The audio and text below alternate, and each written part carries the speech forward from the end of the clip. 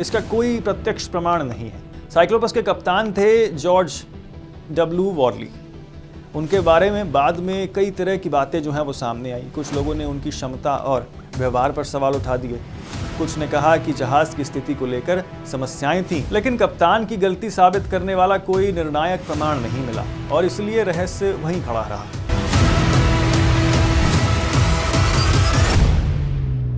क्योंकि ये प्रथम विश्व युद्ध का समय था, एक संभावना ये भी उठी कि जर्मन पनडुब्बियों ने जहाज पर हमला किया हो, लेकिन इस सिद्धांत को साबित करने वाला भी कोई ठोस सबूत नहीं मिला। ना कोई पुष्ट जर्मन रिकॉर्ड, ना कोई निश्चित मलबा, ना ऐसा प्रमाण जिससे ये कहा जा सके कि साइक्लोपस को दुश्मन ने डुबोया।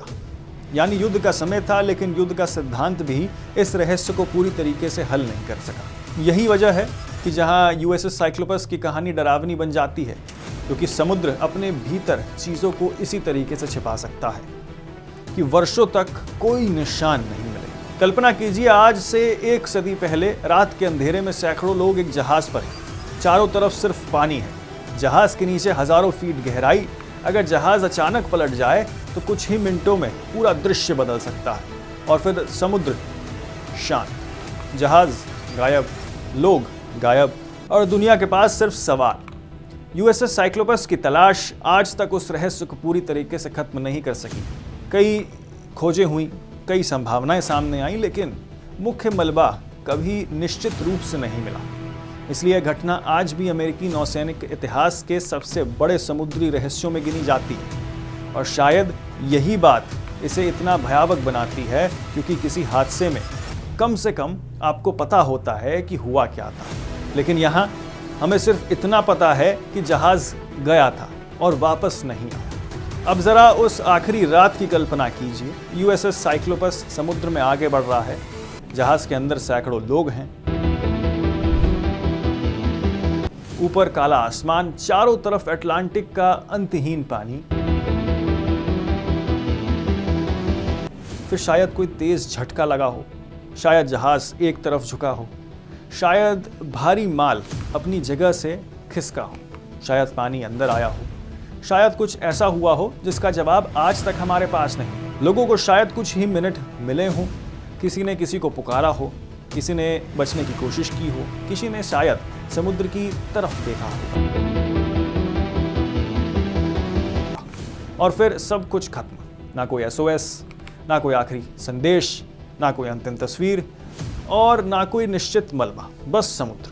आज 1 सदी से ज्यादा समय बीत चुका है, लेकिन अगर कभी समुद्र की गहराई में यूएसएस साइक्लोपस का मलबा मिल गया तो शायद एक ऐसा राज सामने आएगा जो इतिहास में सबसे बड़े समुद्री सवालों में से एक का जवाब दे सकता हो।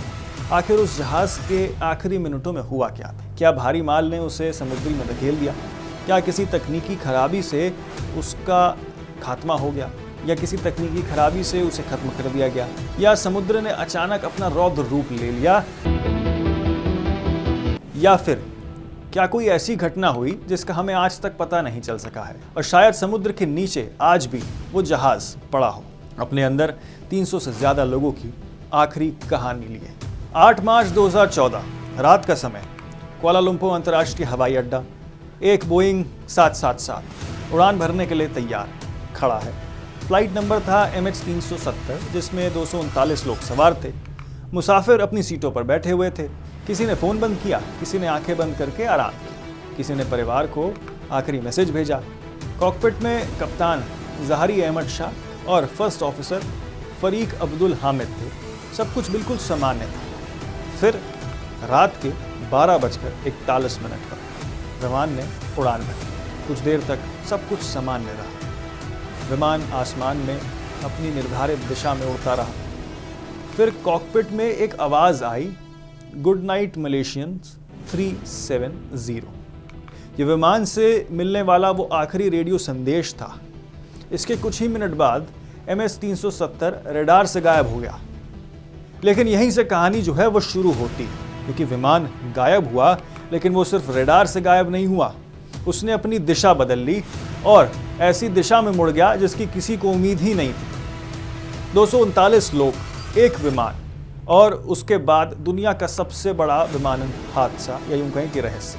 नमस्कार, मैं हूं समृद्ध मिश्रा और आज की कहानी में आपके रोंगटे खड़े कर देगी, क्योंकि एक ऐसी वास्तविक घटना जिसका जवाब जो है वो 12 साल से ज़्यादा समय बाद भी पूरी तरीके से नहीं मिला है। MH370 मलेशिया से चीन के बीजिंग जो है वो जा रहा था। यात्रा बिल्कुल सामान्य थी, यात्री अपनी सीटों पर थे, कैबिन क्रू अपना काम कर रहा था, विमान हजारों फीट की ऊंचाई पर था। किसी को ज़रा भी अंदाज़ा नहीं था कि कुछ ही मिनटों बाद इस विमान का नाम दुनिया की सबसे रहस्यमयी घटनाओं में जो है दर्ज होने वाला है। कंट्रोल रूम में भी सब कुछ सामान्य दिखाई दे रहा था। फिर विमान ने वियतनाम के हवाई क्षेत्र की तरफ जो है बढ़ना शुरू किया और यहीं कुछ बदल गया। कॉकपिट से संदेश आया, गुड नाइट मलेशियन 370। सामान्य आवाज़, कोई घबराहट नहीं, कोई संकट संदेश नहीं, कोई मदद की अपील नहीं, कुछ भी नहीं। लेकिन इसके कुछ ही समय बाद मलेशियाई सैन्य रडार पर विमान की गतिविधि असामान्य दिखाई दी। MH370 अपनी निर्धारित दिशा से हट चुका था और फिर उसने दिशा बदल ली। यही इस रहस्य का सबसे डरावना सवाल है। विमान बीजिंग की तरफ जा रहा था, लेकिन अब वो वापस मुड़ रहा था। फिर उसने समुद्र के ऊपर अपना रास्ता बदल लिया। कम्युनिकेशन सिस्टम के कुछ हिस्से बंद हो चुके थे। विमान अब सामान्य यात्री विमान की तरह जो है व्यवहार नहीं कर रहा था। लेकिन कॉकपिट में क्या हो रहा था? क्या तकनीकी खराबी आई? क्या किसी ने सिस्टम बंद किए? क्या विमान को जानबूझकर मोड़ा गया या कुछ और? आज तक कोई निश्चित जवाब नहीं है। कल्पना कीजिए, विमान के अंदर बैठे एक यात्री की वो शायद सो रहे हों। किसी को पता नहीं कि बाहर की दुनिया में उसे ढूंढने की शुरुआत हो चुकी है। कॉकपिट में क्या हो रहा है किसी को नहीं पता। कैबिन में क्या हो रहा है किसी को नहीं पता। और ज़मीन पर बैठे अधिकारियों को सिर्फ इतना पता है कि MH370 से संपर्क टूट गया है। अगर विमान दुर्घटनाग्रस्त हुआ था तो मलबा कहाँ था? अगर विमान समुद्र में गिरा था तो उसका मलबा कहाँ था? अगर किसी ने विमान को हाईजैक किया तो वो कहाँ गया? और अगर विमान में तकनीकी समस्या थी तो पायलट ने आपातकालीन संदेश क्यों नहीं भेजा? एक के बाद एक सवाल, लेकिन जवाब शून्य। विमान का सामान्य ट्रेनिंग सिस्टम बंद हो चुका था, लेकिन उपग्रहों ने कुछ संकेत रिकॉर्ड जो है वो किए थे। लेकिन विमान पूरी तरीके से गायब नहीं हुआ था, वो कहीं उड़ रहा था। ये जानकारी सामने आने के बाद जांच की दिशा ही बदल गई थी। अब सवाल ये नहीं था कि विमान कहाँ दुर्घटनाग्रस्त हुआ, सवाल ये था कि वो विमान दूर तक गया और कितनी दूर तक गया। इसके बाद शुरू हुई इतिहास की सबसे बड़ी विमान खोज अभियानों में से एक, समुद्र का विशाल क्षेत्र। सैकड़ों जहाज, विमान, उपग्रह, सोनार विशेषज्ञ, एक तरफ तलाश समुद्र की गहराई कई किलोमीटर तक, लेकिन MH370 का मुख्य मलबा नहीं। दिन, हफ्ते, महीने, साल गुजरते गए। 2015 में हिंद महासागर के रियूनियन आइलैंड पर एक विमान के मलबे का हिस्सा मिला। जांच में इसे MH370 से जोड़ा गया। फिर हिंद महासागर के दूसरे हिस्से में भी कुछ मलबे के टुकड़े मिले जिन्हें विमान से जोड़ा गया। यानी अब ये लगभग निश्चित था कि विमान समुद्र में ही कहीं गया था, लेकिन मुख्य विमान कहाँ है? 339 लोगों के साथ आखिर क्या हुआ, यही सवाल बचा।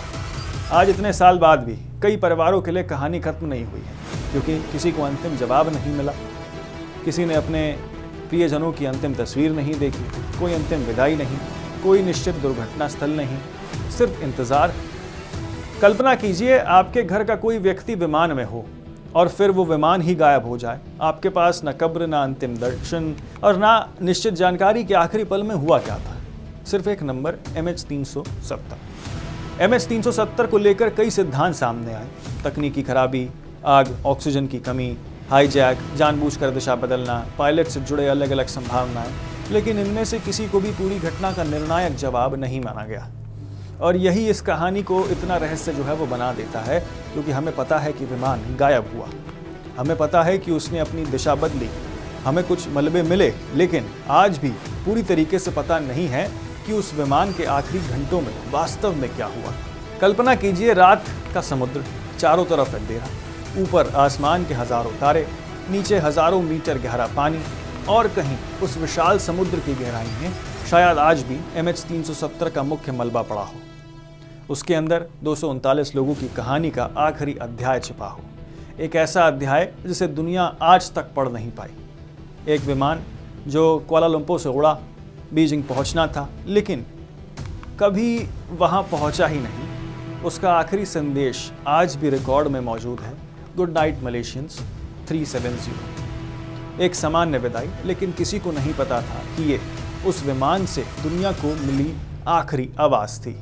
और शायद यही MS-370 का सबसे डरावना रहस्य है। विमान गायब हो गया, लेकिन उसकी कहानी आज भी आसमान में नहीं, समुद्र की गहराई में कहीं सांस ले रही है।